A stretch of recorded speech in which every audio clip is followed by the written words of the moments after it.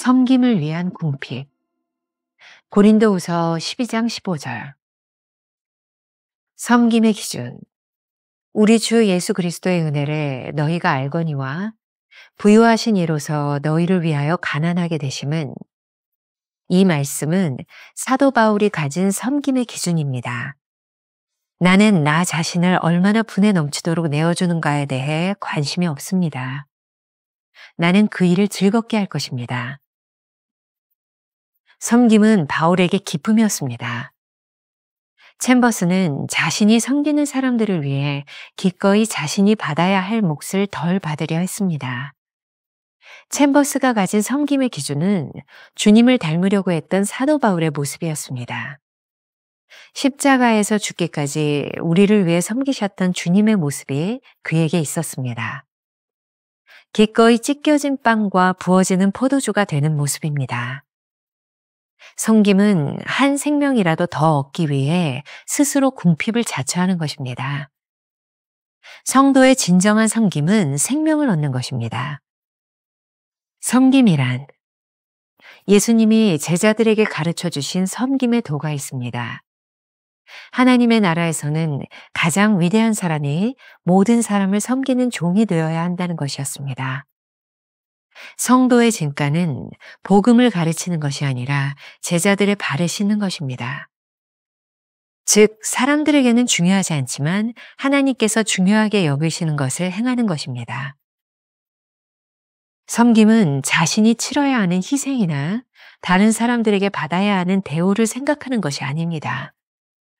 진정한 섬김은 다른 사람에 대한 하나님의 관심이 무엇인지 생각하며 즐겁게 자신을 소모하는 것입니다. 이때 우리는 찢겨진 빵과 부어지는 포도주가 됩니다. 하나님의 관심에 집중할 때 우리는 더 이상 경제적인 것을 계산하지 않게 됩니다. 우리가 하나님의 관심에 집중할 때 어떤 대우를 받을 수 있는 상황인지를 고려하지 않게 됩니다. 하나님을 섬기는 데 있어서 어떤 조건도 굳힐 필요가 없습니다. 단지 복음만 전하는 자가 아니라 주님의 손에 붙들림 받아 다른 영혼들을 위해 찢겨진 빵과 부어지는 포도주가 될 것입니다. 매일 만나 365, 오늘은 2월 25일 섬김을 위한 궁핍이라는 제목으로 역시 두 개의 대지로 나누어 살펴보겠습니다. 첫 번째, 섬김의 기준. 사도 바울의 섬김은 챔버스에게 있어서 늘 따라갈 모범이었던 것 같습니다. 참 많은 부분에서 사도 바울의 말을 인용하고 있습니다. 기꺼이 자신을 들여 사람들을 하나님께로 인도하기 위해 궁핍함을 개의치 않았던 사도 바울의 모습 말입니다. 그러면 사도 바울은 어떤 기준에서 섬김의 삶을 살았을까요? 고린도후서 8장 9절에 보면 우리 주 예수 그리스도의 은혜를 너희가 알거니와 부요하신 이로서 너희를 위하여 가난하게 되심은, 이란 말씀이 있습니다. 이것이 바로 사도 바울의 섬김의 기준입니다. 챔버스의 말입니다. 나는 나 자신을 얼마나 분에 넘치도록 내어주는가에 대한 관심이 없습니다. 나는 그 일을 즐겁게 할 것입니다. 섬김은 바울에게 기쁨이었습니다. 오스왈드 챔버스의 전기를 보면 그의 죽음이 참 허무하게 느껴집니다. 1917년 10월 17일부터 그의 맹장염이 시작되었는데 챔버스는 12일이 지나도록 병원에 가지 않았습니다. 그의 전기에 보면 전쟁의 부상을 입고 돌아오는 병사들이 사용하는 병상을 자신이 차지할 수 없다는 생각에서 병원에 가는 것을 미루었던 것이죠. 늦게 수술을 했기 때문일까요? 수술 5일 후에는 핏덩이가 폐로 들어갔고 잠시 회복되는 듯 하더니 며칠이 지나지 않아 세상을 떠나게 되었습니다. 자신이 섬기는 사람들을 위해 기꺼이 자신이 받아야 할 몫을 덜 받으려 했던 챔버스의 섬김의 기준은 주님을 닮으려고 했던 사도 바울의 모습이 아니었을까요? 바로 십자가에서 죽기까지 우리를 위해 섬기셨던 주님의 모습이 그에게 있었습니다. 그는 기꺼이 찢겨진 빵과 부어지는 포도주가 되었습니다.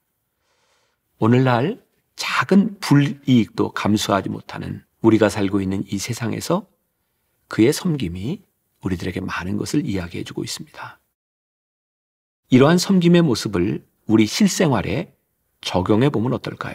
혹시 못생긴 과일 전도법이라는 말을 들어보셨나요? 제가 조금 읽어드리겠습니다. 어떤 사람의 이해가 될 텐데, 교회 근처에서 과일 가게를 하는 분이 있었습니다. 인근 교회의 교인들이 가게에 자주 찾아와 전도를 했습니다. 예수 믿을 마음이 전혀 없는 이분에게는 그것이 참 귀찮게 여겨졌습니다. 그런데 한 번은 어떤 교인이 찾아와 전도를 하고는 과일을 사가는데 다른 사람들과는 달리 가장 작은 것, 흠집이 있어 팔기 곤란한 것만 골라가는 것이었습니다. 그 다음 날에는 다른 손님이 와서는 전에 그 교인이 했던 것처럼 똑같이 작고 흠집이 있는 과일들을 골랐습니다. 여러 날 이런 일이 반복되었습니다. 하루는 과일 가게 주인이 자기도 모르게 당신도 저 교회 교인이에요? 라고 물었습니다. 손님이 빙그레 웃으며 고개를 끄덕이는 모습을 보고는 과일 가게 주인이 다음 주일부터 자기 발로 교회를 찾게 됩니다. 적용해 볼까요? 섬김은 한 생명이라도 더 얻기 위해 스스로 궁핍함을 자처하는 것이죠. 성도의 진정한 섬김은 생명을 얻는 것입니다.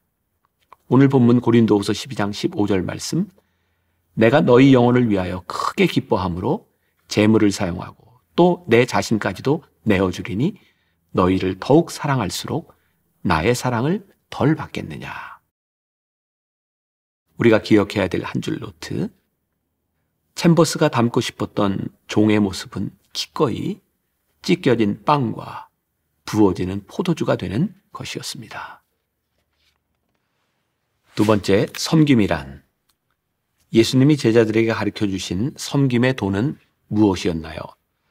하나님의 나라에서는 가장 위대한 사람이 모든 사람을 섬기는 종이 되어야 한다는 것입니다. 이러한 주님의 생각은 지금 교회에서 말하는 주님의 종과는 완전히 다른 개념이 아닐까요? 다른 사람을 섬김으로 주님의 종이 되어야 하는데 오히려 다른 사람들의 섬김을 받으며 주님의 종이라고 말하고 있으니 말입니다. 챔버스의 말입니다. 성도의 진가는 복음을 가르치는 것이 아니라 제자들의 발을 씻는 것입니다. 즉, 사람들에게는 중요하지 않지만 하나님께서 중요하게 여기시는 것을 행하는 것입니다. 진정한 섬김은 자신이 치러야 하는 희생이 얼마나 큰지, 혹은 다른 사람들에게 어떠한 대우를 받아야 하는지를 생각하는 것이 아니라 다른 사람에 대한 하나님의 관심이 무엇인지를 생각하며 즐거이 자신을 소모하는 것입니다. 여기서 또 챔버스가 계속 이야기하는 그의 표현이 나오고 있습니다. 찢겨진 빵과 부어지는 포도주가 되는 것입니다. 이러한 섬김의 자세는 오스왈드 챔버스의 주님께 인정받는 사역자라고 하는 책에서도 잘 드러나고 있습니다.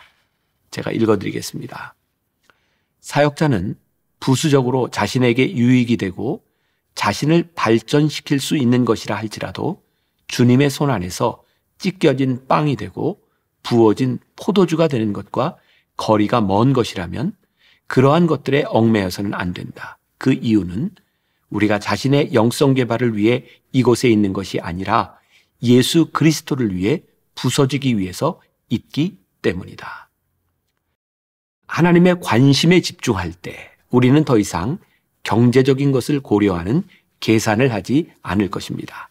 기꺼이 궁핍함을 자처할 수 있을 것입니다. 우리가 하나님의 관심에 집중할 때 어떤 대우를 받을 수 있는 상황인지를 고려하지 않을 것입니다. 하나님을 섬기는 데 있어서 어떤 조건도 붙일 필요가 없습니다. 챔버스가 이렇게 다시 이야기합니다. 단지 복음만 전하는 자가 아니라 주님의 손에 붙들린 바 되어 다른 영혼들을 위해 찢겨진 빵과 부어지는 포도주가 될 것입니다.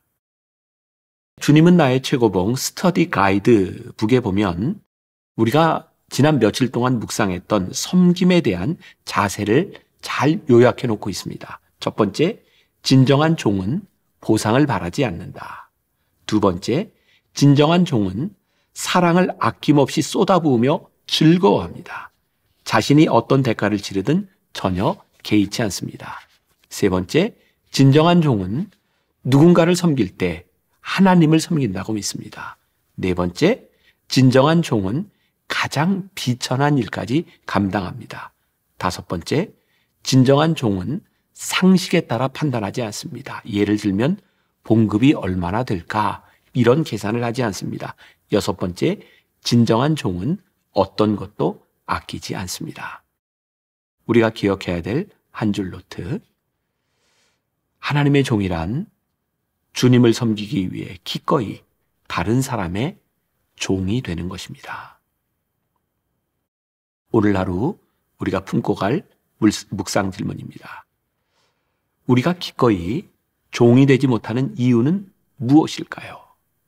혹시 경제적 보상이나 환경을 고려하고 있기 때문은 아닐까요? 우리 함께 기도하겠습니다. 하나님, 오늘 우리가 섬김을 생각합니다. 우리가 어떤 섬김의 자세로 살아가고 있는지, 챔버스가 그렇게 오랫동안 되새기고 곱씹으며 하나님 앞에서 기꺼이 찢어지는 빵과 부어지는 포도주가 되기를 원했던 그 마음이 우리들에게도 있게 하여 주시사 기꺼이 섬김의 자리에서 하나님 앞에 쓰임받는 복된 사람들이 되게 하여 주옵소서. 예수님의 이름으로 기도합니다. 아멘. 챔버스가 담고 싶었던 종의 모습은 기꺼이 찢겨지는 빵과 부어지는 포도주가 되는 것이었습니다. 하나님의 종은 주님을 섬기기 위해 기꺼이 다른 사람의 종이 됩니다. 우리가 기꺼이 종이 되지 못하는 이유는 무엇입니까? 혹시 경제적 보상이나 환경을 고려하고 있기 때문 아닙니까?